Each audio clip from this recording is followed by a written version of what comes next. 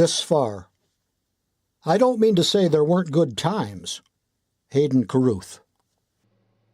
To think we've actually made it this far, despite the viruses, space dust, and dark matter, the missile envy, the failed brinksmanship in Seoul City, Ho Chi Minh City, the city of angels, the city of brotherly love, all those remote horror movie locations. Despite the pills and the pill, the antibiotics, the solar storms traversing us each 11th year since Hiroshima to this end of the second Christian millennium, this Piscean age, Virgil said, would be golden. Having had our second coming of age, freedom summer to the summer of love, those delicious years as the world blossomed on spindrift between the killer waves of open markets and right-wing populism. Having endured the aftermath underground, coming down to earth to find ourselves a place to sit out the storm, collect our thoughts, tend our gardens, mind our own beeswax, letting our offspring outgrow such makeshift nests as we were able to piece together in darkness, letting our imaginations attempt solutions that don't require sacrifice. Not dying before we were too old to be trusted or know firsthand what gravity does in time. Not completely worn out from making a living, adolescent in some ways, even now, in love more than ever with these ephemeral bodies. What time looks like in 3 dimensions, the form it takes in these latitudes. Making up with pointed consciousness as best we can for loss of faith in a God, that foregone conclusion, as well as in works of reason that were supposed to save us from ourselves by building a post-lapsarian paradise out of the allocated abundance of goods.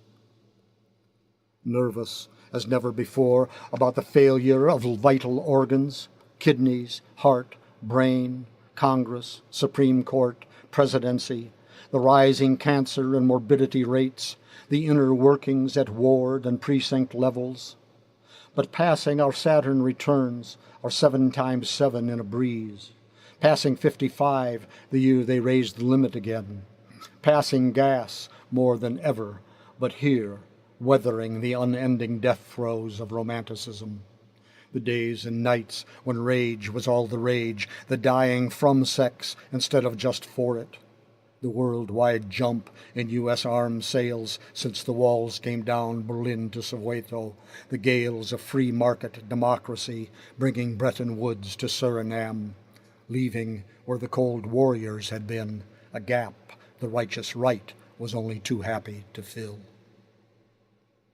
Still torn between the conviction that everything is predetermined, a matter of cause and effect, freedom of choice, at best only choosing to do what we have power and inclination to do, and the niggling suspicion that everything, especially inside where we think we are, is open-ended and subject to acts of will, still bleeding from scratching that last 7-year itch, but fairly fit otherwise, considering, though more than a little tired at this stage of all the lines, excuses, and other bullshit. Tired of having the public goods sold out to private greed, the forests clear-cut, the air and water becoming viscous, the soil sterilized, the politics of personality, and ecstasy conflated with rugged individualism, liberty with state capitalism, world peace with the Pax Americana, property rights with the Ark of the Covenant, the right to bear arms with the sweet lightness of being. Tired of republics built on slavery, democracies based on ability to pay, cities of God with walls around them, churches invested in arms manufacture, revolutions that don't gladden the hearts of the people as the Book of Changes says they should, but end up as only flip sides of the coin or hit singles by and for the usual suspects with clean nails, who always seem to believe, in the words of one of our founding fathers, the country ought to be run by those who own it. Tired of lowest common denominator democracy, tyranny of the greatest number, unanimity without amity, no censorship, just good manners. The body counts, not counting those disappeared, always having to remind ourselves the Constitution is not a suicide pact or writ of servitude to Daddy Warbucks. Tired of watching the fortunes of war trickle down through the polished fingers in charge of the till, then evaporate before hitting the ground down here where misfortunes rain like red ink, coagulating in the eyes of children, fermenting in the bellies of misused women, shrinking the dreams of once virile men. Tired of bebop, doo-wop, hip-hop, played in the cadence of shop, shop, shop, coming into us in thumps and pulses, the steady diet of pre-digested worms pouring into our ears so we can't think in any rhythm or register but cash, every instrument of every culture morphed into a financial instrument, every note of every song we sing a banknote, no more than legally tender, strip-searched at customs, and only allowed in redressed in blue jeans, logos, and credit cards. Tired of the political cant whenever we mention economic democracy. Everyone sucked into the cash nexus, struggling to keep their heads above water in pursuit of money as happiness, who can't imagine what a self might be except in terms of private property. Millions hungry in history's richest nation, fighting each other for leftovers while fortunes are given to players to play with little balls, showing their perfectly eager bodies on screen for what it's worth, universally understood as the definitive Americanism. Tired of hearing that driving someone to ruin is rational and moral, that nature's law, divine law, requires that some of us suffer poverty and inordinate pain, that karma means reward and punishment, a contract between a feather's weight and our hearts, so heavy, so afraid of losing the little we've got, we spend our lives as good consumers, addicted to endless growth and acquisition, unable to answer the question, how much is enough? Willingly buying ourselves into bondage to corporations programmed to replicate cancer. Tired of trying to end the war by electing one lesser evil after another in one popularity contest after another, the equation of democracy with business class neo-liberty, a nationalism that makes people believe what's good for GE is good for us all, fundamentalist religious movements in bed with fundamentalist economics, the top 1% worth more in dollar terms, what counts, as they say, than the rest of us together. Tired of born-again candidates slicked up with that old-time religion signifying that freedom of in no way means freedom from, that faith is morality's sole source, that those without that faith aren't fit to hold office, and are in fact the main reason our great nation is headed for perdition and ought to be made to see in faith-based schools, battalions, and prisons the error of their ways. Tired of consent and consensus manufactured by international conglomerates that twist, fluff dry, and spin public opinion in cybernetic brainwashing machines. Headlines that say the majority think the opposite of what the majority think. The polls skewed by design and data juggling justices who rule for injustice. Landslide victories claimed for slim margins, if that, in elections where more than half the people eligible to vote don't bother. Tired of being told by those who believe a little bit of tyranny is okay, that privacy is a luxury in times like these, when crime is rampant in the streets, market, boardroom, pulpit, and White House. That if we have nothing to hide, we should be happy lying in bed with the bugs, more secure for the cameras on street lamps, the webs of information, homing devices, the hidden algorithms of search engines, the green-backed obelisk looking over our shoulders. Tired of the chemical imbalance fossil fuel conglomerates induce in air, water, land, and living tissue, insinuating their toxic substances farm to pharmacy, cradle to grave, into every available opening, writing the laws and regs that permit them to poison the living planet piecemeal in the guise of environmental protection, with only a slap on the virtual wrist as each dirty secret is found out, each compound is taken off the market to be replaced with another then found out, and so forth and so on. As the glaciers melt, the world turns into a hazardous waste dump, while those leading us in the march of progress weep all the way to the chemical bank.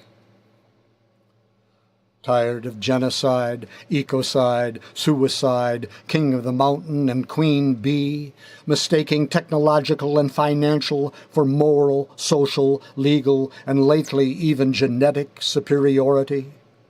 misconceiving ability as imperative, based on nothing more than the drift of words toward their own reification, reducing religion to platitudes, dogma, and lines of credit, the nostrums and tribal notions sold from pulpit, bench, oval office, and ivory tower, silvery things with wings like angels and missiles, packaged in holier-than-thou condescension, patriotic gore, and the rule of gold.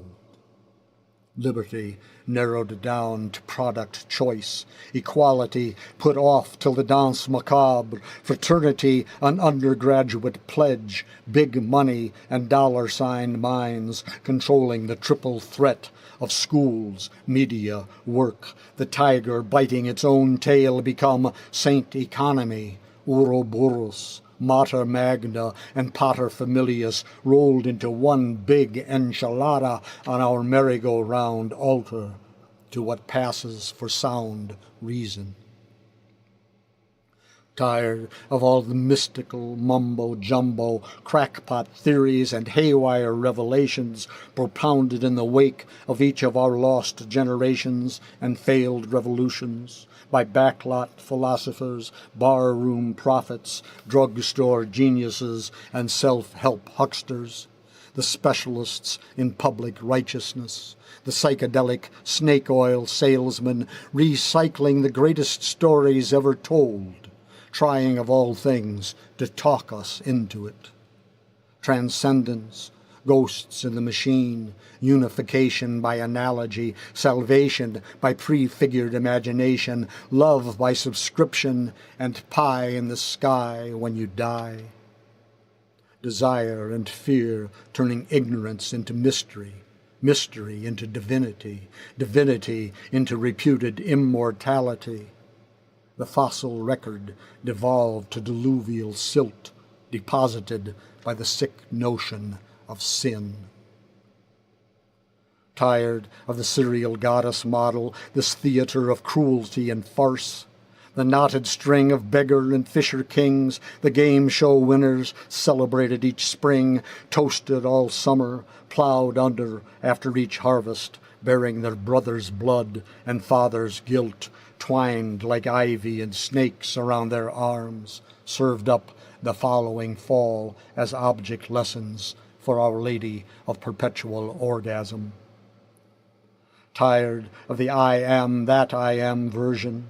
the magic delta, hand, eye, mouth, intoning the holy strictures of thou shalt nots, the parade of daughters sacrificed on the smooth stone of patrilineal reproduction, wanting above all to be wanted,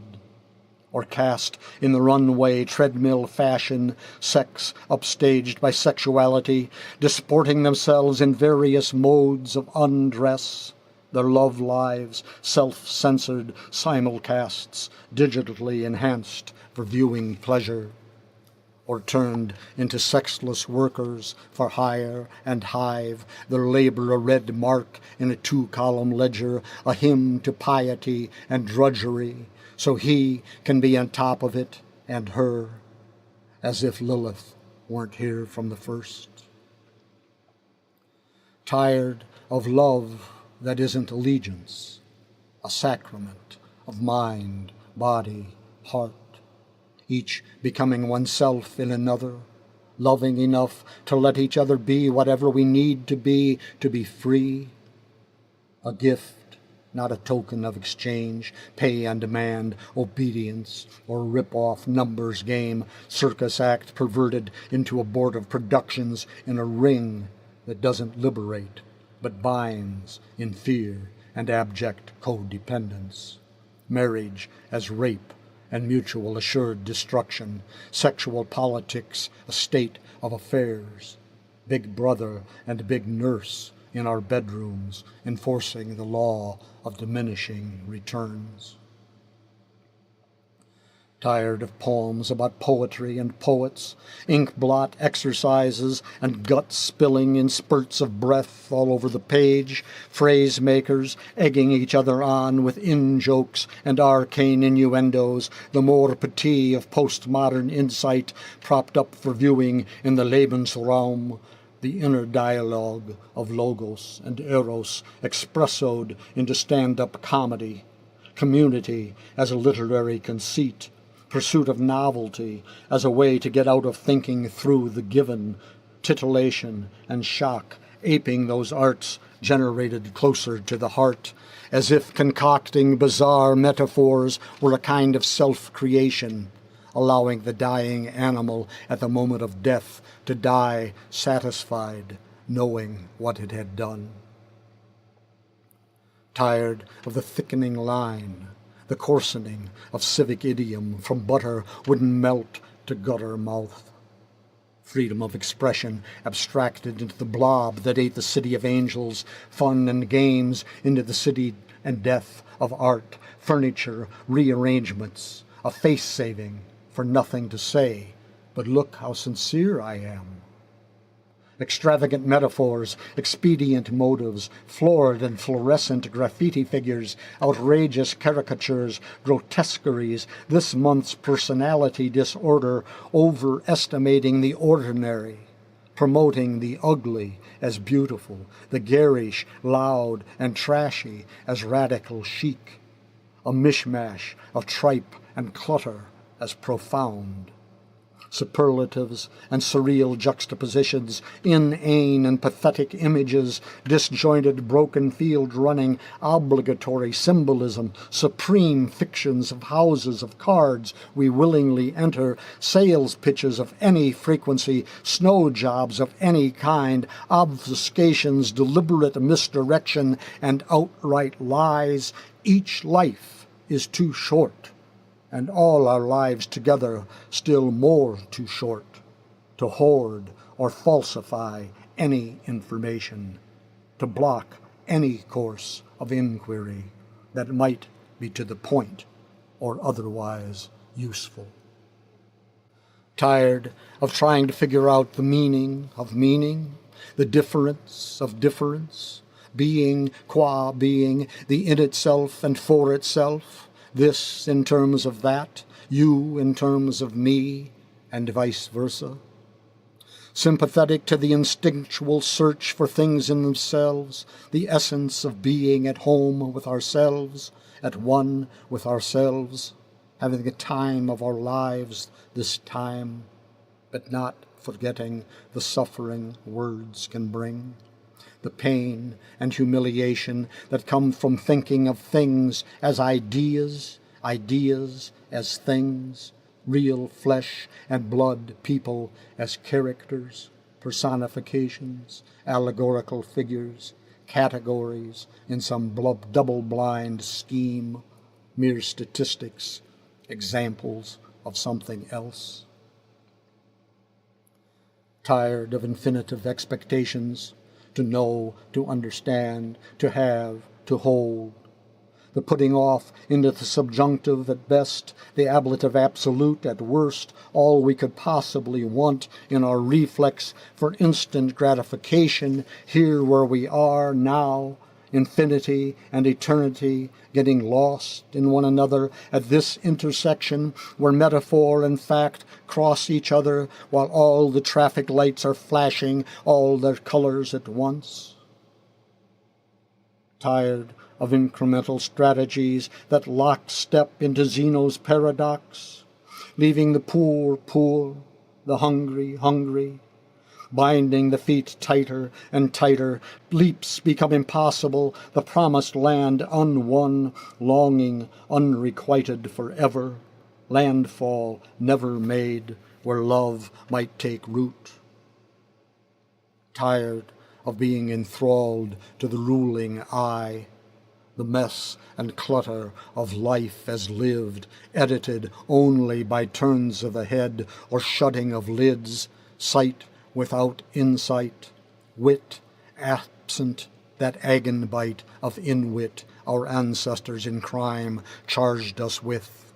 seeing the world turn into the sun each morning, rising to meet the step of the one turned toward her, petals blushing in these cryptic hands we cup them lovingly in,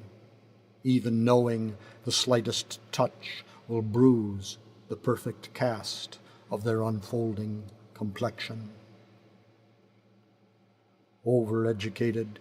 well-read, almost terminally hip and PC, tuned in to subtext, pretext, nuance, double entendre, hardly ever missing a beat, but still dumb as stones about whole universes inside,